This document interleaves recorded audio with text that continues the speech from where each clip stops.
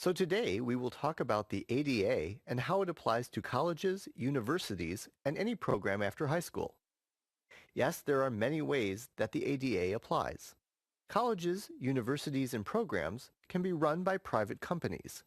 They follow Part 3 of the ADA. Part 3 of the ADA applies to any privately run business open to the public.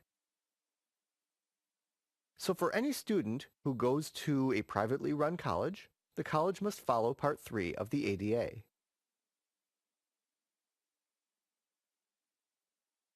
Now, if the college is run by a state program and government funds the college or university, they have to follow Part 2 of the ADA. Any state or local government program must follow Part 2 of the ADA. In addition, regardless of whether a college or university is privately or state-run, if the college or university receives any federal funds, then students are also protected by the Rehabilitation Act of 1973, which has similar protections as the ADA. The Rehabilitation Act applies to any federally run or federally funded entity. In addition, each state has its own disability rights laws, so each state may have laws that provide the same rights as the ADA, or more rights than the ADA. Keep in mind that there are several laws that affect colleges and universities. Title II of the ADA for those that are publicly run, Title III of the ADA for those that are privately run, the Rehabilitation Act for those that receive federal funds, and state disability rights laws. Some people ask about the Individuals with Disabilities Education Act, abbreviated IDEA, which is the law for educating children with disabilities, and whether it applies to colleges or universities. IDEA does not apply to colleges or universities. IDEA applies to children in elementary, middle, and high school, K through 12. IDEA requires that the children receive free and appropriate education for K through 12. Programs after high school, colleges, universities, and vocational rehabilitation fall under the ADA and the Rehabilitation Act. For faculty and staff who work at colleges and universities, Title I of the ADA will apply, plus the Rehabilitation Act as well.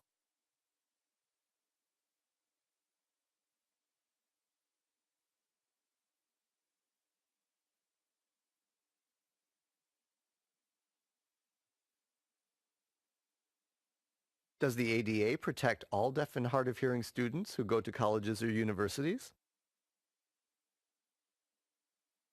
The ADA has a specific definition of disability, which means that a person must have a physical or mental impairment that substantially limits a major life activity. Physical impairments include deafness, being hard of hearing, and hearing loss. The phrase major life activity includes hearing and speaking, which often are the challenge for many deaf and hard of hearing people. Does that mean that being deaf or hard of hearing is an automatic disability under the ADA? It depends upon how much you can hear and how well you can speak, and whether you are substantially limited in hearing or speaking. If you're profoundly deaf, you are likely protected under the ADA.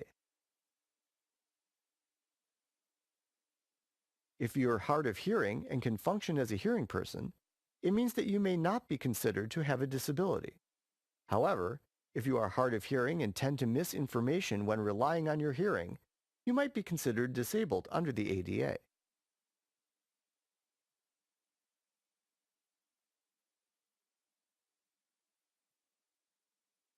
Many years ago, the Supreme Court, in many cases, decided that if you use any means to reduce the effects of your disability, for example, if your leg was amputated and you use a prosthesis and can walk comfortably, you might not have a disability. If you have a mental illness and medication reduces the symptoms so that you can function on a daily basis, you might not have a disability. If you have an illness and take medication every day to manage it, you might not have a disability. That was the Supreme Court's decision. However, Congress looked at that decision and concluded they were wrong and went back to the initial meaning of the ADA by instituting the ADA Amendment Act. abbreviated ADAA.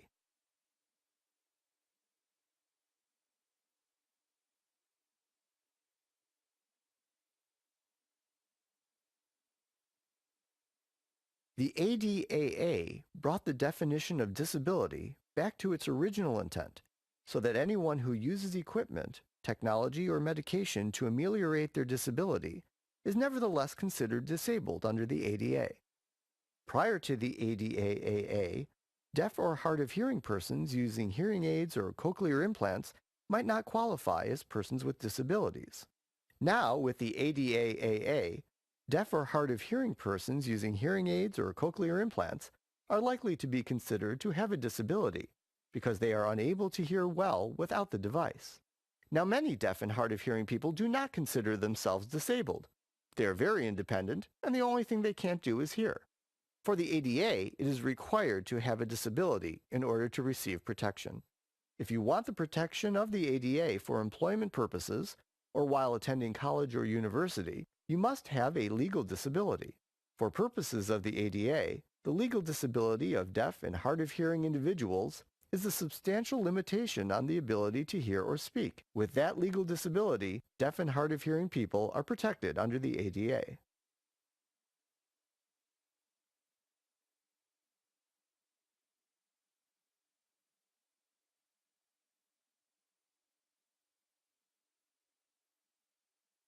Where must post-secondary institutions provide access under the ADA?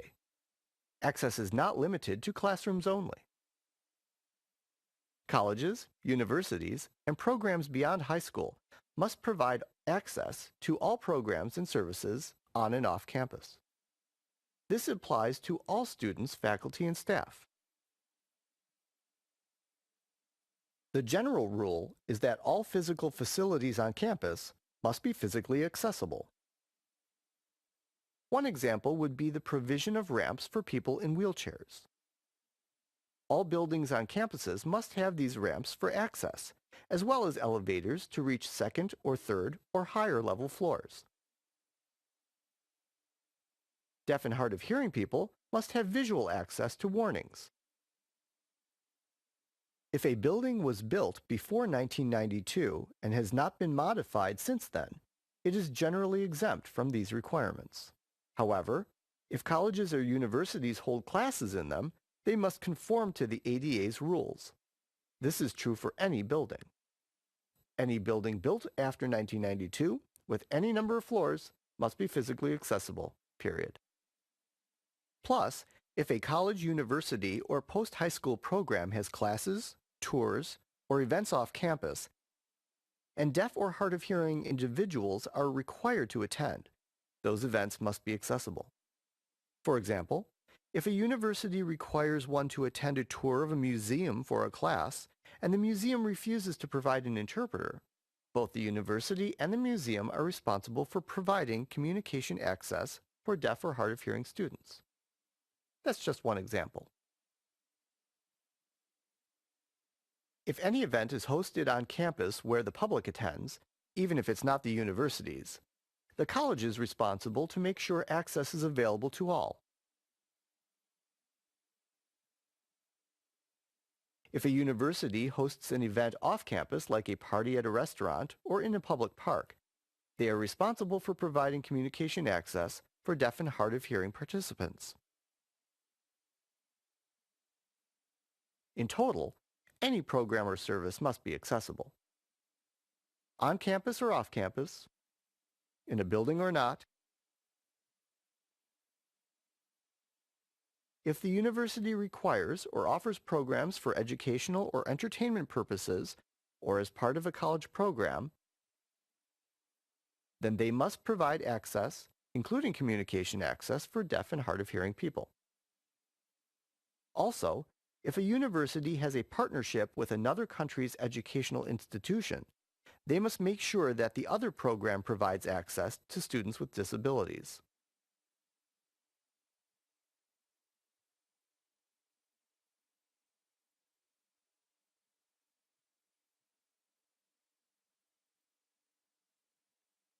Under the ADA, What equipment must post-secondary institutions provide to deaf and hard of hearing students? Deaf and hard of hearing people have their own different individual needs, and it is not possible to do a single thing to accommodate all such needs. But buildings will have to have the same general accommodations for everyone. Let's take assistive listening devices, FM loops in classrooms or meetings, or microphones for instructors might be needed by some deaf or hard of hearing students and not by others. If the university is aware of an individual's needs or request, then it needs to be ready to provide the appropriate access equipment. This means that for each classroom where a student might need such equipment, the teacher for that classroom needs to have the equipment available. If a student has an interpreter in the classroom, then the student may not need the assistive listening device or any other equipment. Each building at a college or university must have visual signals for emergencies or warnings. Things such as fire alarms, tornado alarms, hurricanes, or any other emergency specific to an area must have a visual way of notifying deaf and hard of hearing people so that they can ready themselves to evacuate the area. Also, an emergency preparedness plan must be set up in the event of a hurricane or other disaster to notify deaf and hard of hearing people by using strobe lights or other displayed notices. If workers or students in an area need the ability to answer a door or phone call, flashers must be provided for the doorbell and for the telephone. Universities and colleges are not required to provide personal assistive listening devices like hearing aids or cochlear implants. Those, as well as eyeglasses, are considered personal needs and are not the university's nor the college's responsibility. Those things are better accessed through an insurance policy, doctor, or hospital, or might have to be paid for out of pocket. But colleges and universities are responsible for communication through a telephone network. Although TTYs are being phased out, they are still a device that can be provided for access to telephone communication. Now, video phones, or VPs, are being installed on campuses for improved access to video relay services and telephone communication. Also, universities and colleges are responsible for providing captioning on televisions which are on campus. Such areas include student unions and dorm areas where students congregate. Classrooms that tend to show videos should have captioning made available. Any movie or video made by the university or college must include captions. If films or videos from outside sources are shown, they should be equipped with a way to display captions.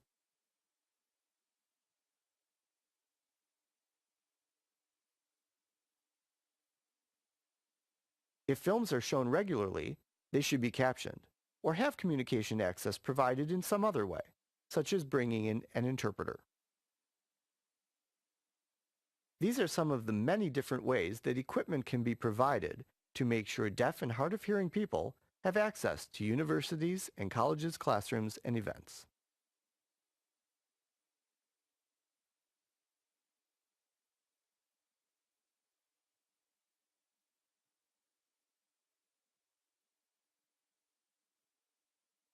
What does the ADA say about services that colleges and universities must provide for deaf and hard of hearing students? This is not an easy question to answer because each individual has their own way of learning auditorily and visually. Colleges and universities have to figure this out on a case-by-case basis. Generally, if a deaf or hard of hearing student does not make any request, then the institution has no way of knowing what services are needed. The deaf or hard of hearing student should make requests for specific services that they need for educational purposes. For education or employment or other events, the deaf or hard of hearing person must request services from the college or university. Such requested services can include sign language interpreting in ASL or signed English or other signed languages. Oral interpreting is also an option for a deaf student who is seated in such a way that they have trouble seeing the speaker. Also, Cued speech can be used for those who might not know sign language nor be able to speech read. Real-time captioning, CART, CPrint, TypeWell, or any kind of speech-to-text process can be used.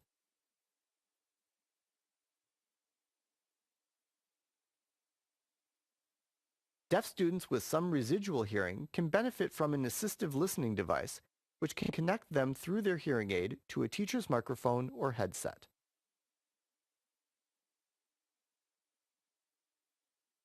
Or other accommodations can be used in classrooms or on the job by faculty, staff, or students. For example, deaf students who are watching an interpreter may not be able to take notes at the same time, so they might also need a note taker. Other accommodations might be needed to assist a student with another disability, like vision problems or a learning disability. For them, other accommodations may be added to fit their needs. Universities and colleges might have to adjust their policies, practices, and requirements toward classrooms. Some classes require specific tests to be taken that may be difficult for the deaf or hard of hearing student. This does not mean the test should be waived or that the deaf student must take the test as it is without accommodation. Instead, there are ways to accommodate their needs. For example, in a science class, an experiment might require the student to determine the peak amplitude of a tuning fork. This experiment requires the ability to hear the tuning fork to understand the concept for passing the class. A deaf student might not be able to do this experiment as it is, but may have another way to do it. That student could use an oscilloscope to visualize the waveform and determine the amplitude that way. This means the deaf or hard of hearing student would be able to learn the same concept for the class in a different way. They would then be able to pass the test without being waived from an important lesson. There always has to be a dialogue between the deaf or hard of hearing student and the university to come to an agreement on the best way for the student to learn and the best way for the university to provide access. It is important to have this dialogue in order to meet their needs.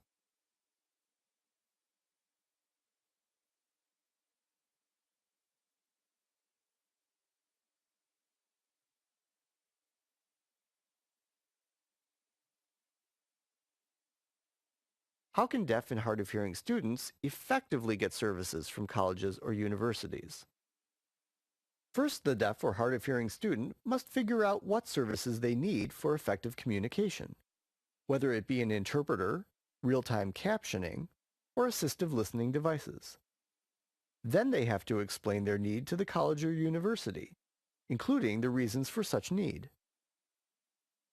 This request must be made well in advance of a course or an event.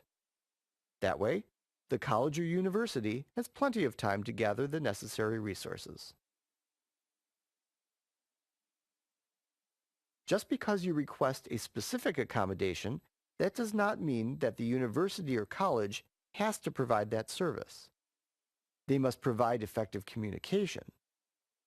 If you feel that a specific service is the only way effective communication can be accomplished, you must explain why that one service is the only way to meet your needs. For example, you could explain that an ASL interpreter is the only way you can communicate effectively in a classroom because your English fluency makes other options ineffective. Or, if you are able to read speech-to-text service but do not have ASL fluency, then you need to explain this as the reason for your request for speech-to-text. Make sure you document any communication requests in writing. If you have no documentation, you have no proof of your request. Make sure you keep a copy for your own records. Later, if they deny receipt of your request, you can show proof of said request. If they refuse to provide you with your communication needs, don't immediately give up and file a formal grievance.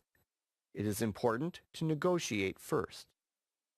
If after negotiating, the contact person still denies your request, continue up the chain of command until at last you reach the president of the college or university. If the president then refuses your request, then it's time to file a formal grievance. You can file in any of the following agencies: federal, state, local government, or even in court. Understand that the process could take years to get what you need, which is why it should be a last resort. It's always best to negotiate first.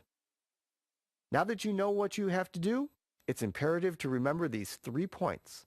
Know exactly what your needs are, know why they are effective for you, and to document and record all of your requests.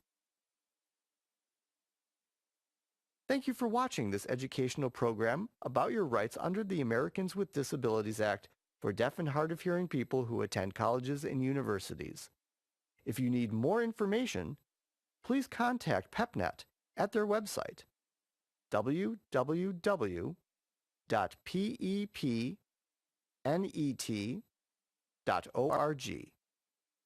Thank you.